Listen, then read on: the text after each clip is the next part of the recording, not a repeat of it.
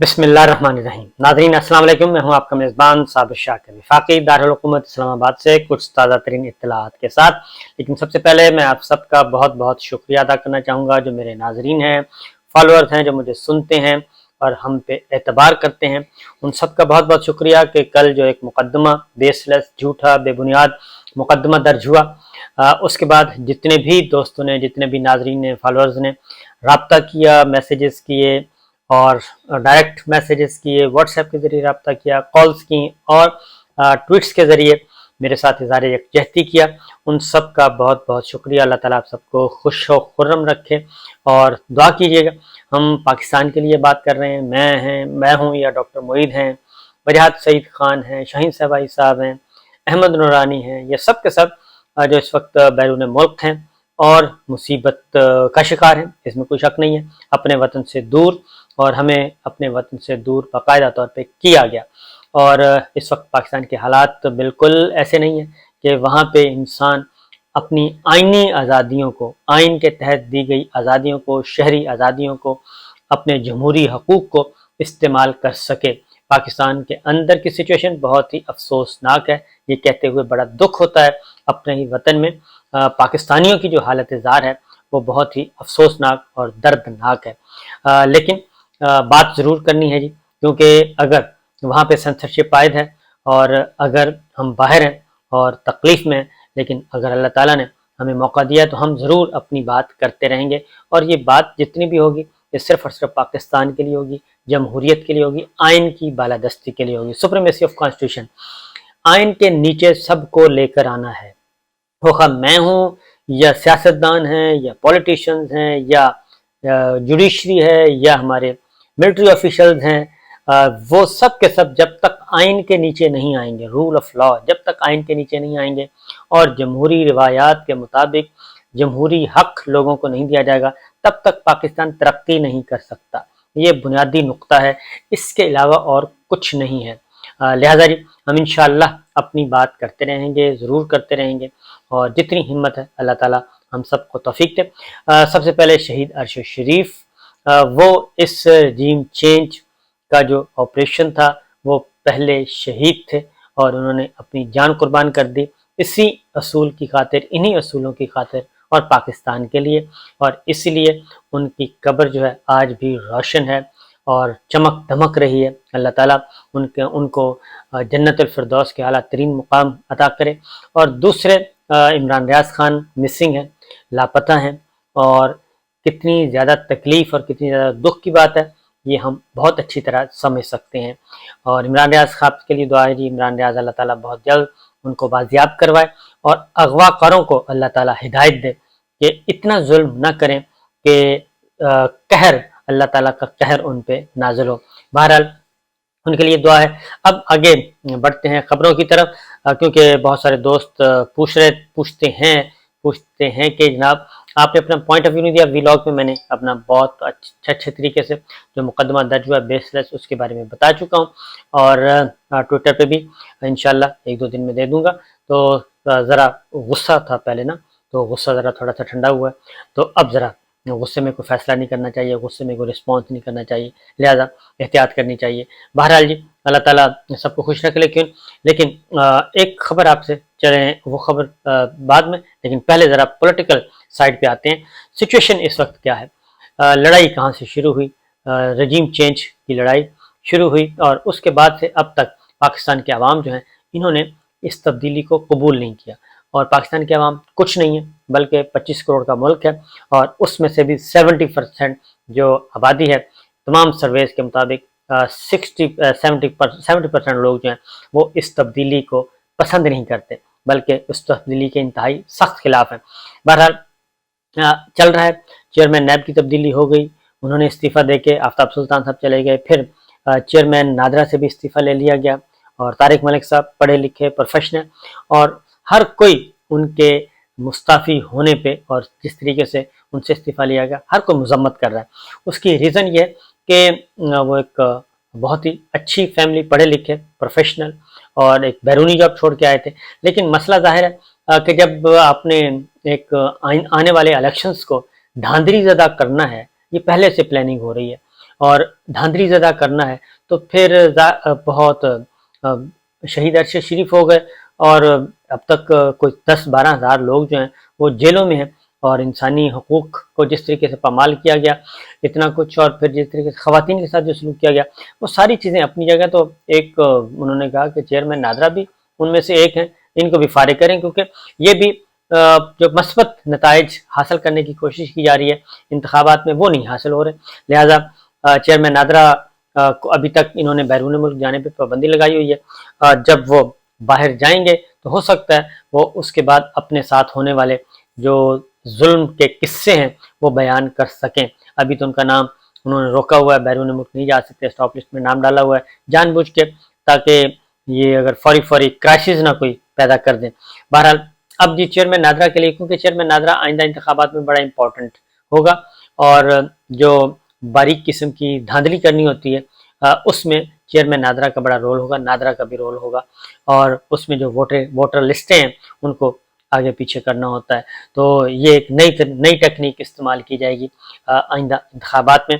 لیکن پاکستان تحریک انصاف ہو یا political players سارے کے سارے، ایون پاکستان پیپلز پارٹی بھی، کیونکہ یہ بات میں بتا دوں کہ چیئرمین نادرا کی تبدیلی مسلم لیگ نواز کی شدید ترین خواہش تھی، اور ان کی اس خواہش کی تکمیل کے لیے جو ہے بہت سارے تگڑے لوگوں نے بھی ان کا ساتھ دیا. اور چونکہ اس وقت زرداری صاحب کو بھی پتہ چل چکا ہے، مولانا کو بھی پتہ چل چکا ہے کہ مولانا کا بھی پتہ صاف ہونے والا ہے اور زرداری صاحب کا بھی. تو مولانا اسی لیے گورنر خیبر پختونخوا کے استعفے کے لیے ANP مسلم لیگ نواز بھی میدان میں آ چکی ہے، اور وہ بھی چاہتے ہیں، ANP بھی چاہتے ہیں کہ جناب اب گورنر صاحب کو فارغ کر دیا جائے. تو ان کے خلاف آوازیں اٹھنا شروع ہو گئی ہیں، ادھر پیپلز پارٹی کے خلاف بھی آوازیں اٹھنا شروع ہو گئی ہیں، اور مسلم لیگ نواز شریف صاحب کے لیے، مریم صاحبہ کے لیے ماحول سازگار بنایا جا رہا ہے. تو لہٰذا چیئرمین نادرا جو اب نئے چیئرمین نادرا میں ایک نام کس کا ہے، وہ ہمارے نور عالم خان صاحب ہیں، پبلک اکاؤنٹس کمیٹی PTI کے منحرف رکن، ان کے بھائی کا نام بھی اس میں شامل ہے. دیکھتے ہیں کہ شہباز شریف صاحب سے اور نواز شریف صاحب سے وہ اپنے بھائی کو چیئرمین نادرا لگوا پاتے ہیں یا نہیں. مجھے لگتا نہیں ہے، لیکن ظاہر ہے ہو سکتا ہے کوئی کمٹمنٹ ہو جائے، اور کمٹمنٹ ہو جاتی ہے تو وہ لگوا بھی لیں گے، اور آنے والے الیکشن میں 2-4 سیٹیں بھی ہو جائیں گی. تو نمبر 1 تو یہ ہے چیئرمین نادرا کا، آپ کو بتا دوں. دوسرا جو ہے جی ایک اور امپورٹنٹ میٹنگ ہوئی ہے، وہ یہ پریزیڈنٹ صاحب سے جناب چیئرمین سینٹ صادق سنجرانی کی. یہ میٹنگ امپورٹنٹ ہے اور اہم میٹنگ ہے. یہ میٹنگ ہے آنے والے انتخابات اور آنے والے سیاسی سیٹ اپ کے بارے میں، کیونکہ صادق سنجرانی صاحب جو ہیں وہ اسٹیبلشمنٹ کے نمائندے بھی سمجھے جاتے ہیں، اور آصف علی زرداری صاحب کے بھی نمائندے سمجھے جاتے ہیں. زرداری صاحب بیرون ملک ہیں، دبئی میں ہیں، اور اس کی ریزن بہت ہی سالڈ ہے. اس کی وجہ یہ کہ آنے والے دنوں میں، یہ جون کا مہینہ، ابھی 15 دن گزرے ہیں اور 15 دن ابھی باقی ہیں، یہ کافی کروشل ہے، اور اس میں کچھ بھی ہو سکتا ہے یہ 15 دنوں کے اندر. اس کی ریزن ہے کہ کیونکہ سچویشن کنٹرول میں نہیں ہے، اور جو پسند کے نتائج حاصل کرنا چاہ رہے تھے وہ حاصل نہیں ہو رہے. صورتحال مکمل طور پہ آؤٹ آف کنٹرول ہے. عمران خان صاحب کا جو طوطی ہے وہ بول رہا ہے، اور ان کا جادو سر چڑھ کر بول رہا ہے. عمران خان کی مقبولیت کا، پاکستان تحریک انصاف کی مقبولیت کا، نئی جماعت IPP بننے سے پہلے ہی اس کا شرازہ بکھرا ہوا ہے. اس کی ریزن ہے کہ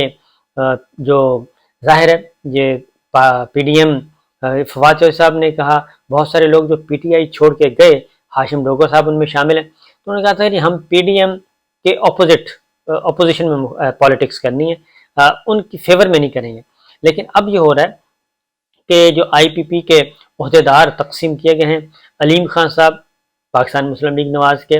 ان کے الائز ہیں، کیونکہ جب ہوا تھا الیکشن پنجاب میں جو دھنگا مشتی چل رہی تھی تو علیم گروپ جو ہے وہ نون لیگ کے ساتھ تھا. لہٰذا IPP کے صدر علیم خان صاحب نون لیگ، اور اس کے بعد فردوس عائشہ کوان صاحب کو بنایا گیا. فردوس عائشہ کوان صاحبہ کیا کر رہی ہیں، وہ مسلسل عمران خان صاحب کو اور ان کی اہلیہ کو نشانہ بنا رہی ہیں اور ان کی کردار کشی میں مگن ہے. اور اس کے بعد فردوس عائشہ قوان صاحب کے بعد اون چودھری صاحب، وہ وزیر اعظم کے معاون خصوصی ہیں، is equal to federal minister, اور وہی استحکام پاکستان کے اہم ان کے پاس عہدہ ہے، اور ایک نہیں بلکہ کئی عہدے ہیں۔ پھر اسی طریقے سے بہت سارے اور جو منحرف ارکان تھے وہ وزیر اعظم شہباز شریف صاحب کی کابینہ میں بھی شامل ہیں، اور استحکام پاکستان پارٹی میں بھی موجود ہیں اور ان کے عہدیدار ہیں۔ تو اس سے آپ اندازہ کر سکتے ہیں کہ استحکام پاکستان پارٹی میں جو پاکستان تحریک انصاف کے لوگ آئے تھے وہ بیک بینچر ہو گئے ہیں، وہ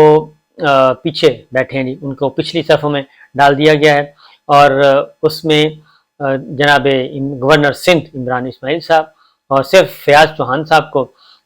ایک اعزاز بخشا گیا ہے، اور باقی فیاض چوہان کو بھی اس لیے کہ وہ بھی عمران خان صاحب اور ان کی فیملی کے خلاف بولیں گے، اس کے علاوہ کچھ نہیں ہے۔ باقی سب کے سب جو ہیں پاکستان تحریک انصاف کے جو فواد چودھری صاحب ہیں، عمران اسماعیل صاحب ہیں، علی جیزی صاحب ہیں، اور یہ عامر قیانی صاحب کو بہرحال ایک عہدہ مل گیا، لیکن باقی جو جتنے بولنے والے تھے وہ سب کے سب کھڑے لین لگا دیے گئے ہیں، کیونکہ انہوں نے بھی فواد چودھری صاحب نے بھی جو بات گفتگو کی تھی جیل سے باہر کے لیے شاہ محمود قریشی صاحب کے ساتھ ملاقات کے بعد، تو وہ بھی نون لیگ اور پی ڈی ایم کے خلاف تھی، لہٰذا فواد چودھری صاحب بھی آؤٹ ہیں، اور ان کے اپنے حلقوں میں جا کے پوچھیں تو سارے کے سارے پاکستان کے عوام جو ہیں وہ کہتے ہیں ہم نے عمران خان کو ووٹ دینا ہے، فواد چودھری کو نہیں دینا تھا یا کسی اور کو نہیں دینا تھا۔ بہرحال یہ چل رہا ہے۔ تو صدر عارف علوی سے چیئرمین سینٹ صادق سنجرانی صاحب کی جو ملاقات ہوئی اس میں بھی پولیٹیکل سچویشن ہی ڈسکس ہوئی ہے، اور آگے کیسے بڑھنا ہے، کیونکہ جو معاملہ ہے فوجی عدالتوں کا، آرمی ایکٹ کا، آفیشل سیکرٹ ایکٹ کا، یہ ڈیلے ہوتا جا رہا ہے۔ اس میں بھی ایک پلاننگ انہوں نے کی ہوئی ہے، تھوڑا سا گول جو اچیو کرنا چاہ رہے ہیں ہو سکتا ہے وہ اس وقت نہ ہو سکے، تو اس لیے وہ سلو اینڈ اسٹڈی آہستہ آہستہ آگے بڑھ رہے ہیں جی۔ جبکہ مسلم لیگ نواز جو ہے وہ مسلسل اور ان کے وزراء اس بات کو کرنے کی کوشش کر رہے ہیں کہ ان کے حق میں، فوجی عدالتوں کے حق میں وزیر قانون بھی میدان میں آ گئے، وہ بھی ان کے گن گائے جا رہے ہیں، فوجی عدالتوں کے حق میں گائے جا رہے ہیں، لیکن پاکستان تحریک انصاف، پاکستان پیپلز پارٹی اور بی این پی مینگل جو ہے وہ اپوز کر چکے ہیں، اور مزید بھی اس کا ہو سکتی ہے ہرڈل۔ اس کی ریزن ہے کہ دوسری جانب زرداری صاحب جو ہیں وہ فیصلہ کریں گے، انہوں نے کچھ متعین کی ہوئی ہیں اپنی لمیٹیشنز، اپنی حدود و قیود، وہ حدود و قیود کے اندر رہتے ہوئے ہی انہوں نے مسلم لیگ نواز کو سپورٹ کرنا ہے، اور اگر وہ حدود و قیود کراس ہو گئیں تو پھر وہ مسلم لیگ نواز کا ساتھ چھوڑ دیں گے۔ اس کی ریزن ہے کہ زرداری صاحب کو بھی دیوار کے ساتھ لگانے کا پلان ہے، اور جو پورے کا پورا اس وقت سسٹم ہے، حکومتی مشینری، حکومت ریاست، ریاستی مشینری، حکومتی ادارے، ریاستی ادارے، سب کے سب وہ نواز شریف صاحب اور مریم صاحبہ کے سامنے بچھے جا رہے ہیں۔ تو اس لیے پاکستان پیپلز پارٹی ظاہر ہے زرداری صاحب نے اپنی پالیٹکس کرنی ہے، انہوں نے اپنی پارٹی کو تو تباہ نہیں کرنا، تو دیکھتے ہیں کیا ہوتا ہے۔ خواجہ آصف صاحب مسلسل وزیر دفاع مصیبت بنے ہوئے ہیں سب کے لیے، اور اب تو وہ مجھے لگتا ہے اسٹیبلشمنٹ کے لیے بھی مصیبت بنتے جا رہے ہیں۔ بظاہر وہ اسٹیبلشمنٹ کے حق میں تقریریں کرتے ہیں، لیکن وہ جتنی بھی تقریریں کرتے ہیں اس کا جو بنیادی نقطہ اور اس کا جو ریئیکشن آتا ہے وہ سارے کا سارا اسٹیبلشمنٹ کے خلاف آ جاتا ہے۔ تو ہو سکتا ہے یہ مینوفیکچرنگ فالٹ ہو یا پھر جان بوجھ کے یہ کر رہے ہوں۔ بہرحال اب اس کی وجہ کہ خواجہ آصف صاحب نے کل اوورسیز پاکستانیوں کو ٹھیک ٹھاک گالیاں دی ہیں، اور ایسی گالیاں دی ہیں کہ آپ تصور بھی نہیں کر سکتے، اور ان کو بھی لتاڑا۔ اس کے بعد رہی صحیح کر سکتے جو وائس چانسلر ہیں، اساتذہ ہیں، ان کو بھی انہوں نے ان کے ساتھ بھی گالم گلوچ والا کام کیا۔ اب ہوا یہ ہے کہ وائس چانسلر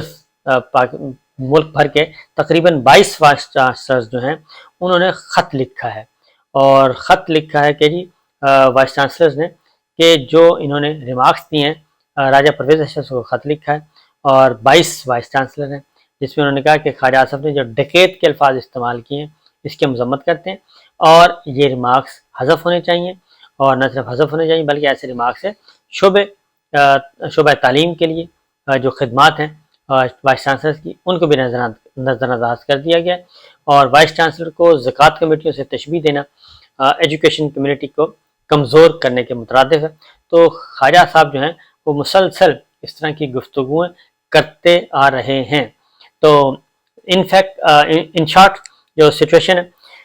نمبر 1 یہ کہ جناب خواجہ صاحب کی جو گالیاں ہیں وہ مسلسل اوورسیز پاکستانیوں کو جو گالیاں دی ہیں انہوں نے، خاص طور پہ مغربی ممالک میں بسنے والے 2 ملکوں کو چھوڑ کے، یو اے ای اور سعودی عرب کے اوورسیز کو چھوڑ کے باقی سب کو انہوں نے رگڑا لگا دیا ہے، اور انتہا کا رگڑا لگایا ہے۔ اور پھر اسی طریقے سے جو نئی جماعت آئی پی پی، وہاں پہ کافی ہلچل ہو رہی ہے، اور کہتے ہیں کہ کچھ لوگ واپس آ سکیں گے، اور جو بہت ہی زیادہ آگے نکل گئے ہیں وہ شاید واپس نہ آ سکیں۔ ابھی تک عمران خان صاحب کسی کے خلاف نہیں بولے، اور اس کی ریزن بڑی واضح ہے کہ وہ سمجھتے ہیں کہ جو کچھ ہو رہا ہے یہ پریشر میں کیا جا رہا ہے اور لوگوں کو مجبور کیا جا رہا ہے۔ اس کی وجہ کہ عثمان ڈار صاحب کے ساتھ ہو چکا ہے، شہریار افریدی کے ساتھ ایک زیادتی ہو چکی، ان کے بھائی کا جنازہ نہیں پڑھنے دیا گیا۔ عثمان ڈار صاحب کے ساتھ ہو چکا ہے، پھر فیصل چیمہ کے ساتھ ہو چکا ہے، ان کا بھی بتا دیا کہ جی ان کی فیملی کو تنگ کیا گیا اور باقاعدہ طور پہ ان کے گھر میں ریڈ کیا گیا۔ یہ سارا کچھ ہو رہا ہے، تو دیکھتے ہیں، کیونکہ جس طریقے سے مقدمات اور صحافیوں کو کے خلاف مقدمات جو بیرون ملک ہیں ان کے خلاف مقدمات درج کیے گئے ہیں، اندرون ملک جس طرح سے سینسرشپ عائد کی جا رہی ہے، تو کھیل ابھی ختم نہیں ہوا۔ آنے والے دنوں میں کچھ اور ہو سکتا ہے، اور وہ جو پچھلے دور میں ہوا، یعنی کہ گزشتہ دنوں ہوا، اس سے کہیں زیادہ سخت ہوگا۔ ابھی کھیل ختم نہیں ہوا، کیونکہ عمران خان صاحب کی مقبولیت بدستور نمبر 1، پی ٹی آئی بدستور نمبر 1، اور الیکشن وہی جیت رہی ہے۔ اس کو کیسے کٹ ٹو سائز کرنا ہے وہ ابھی تک زیر بحث ہے۔ اجازت دیجیے، اللہ حافظ۔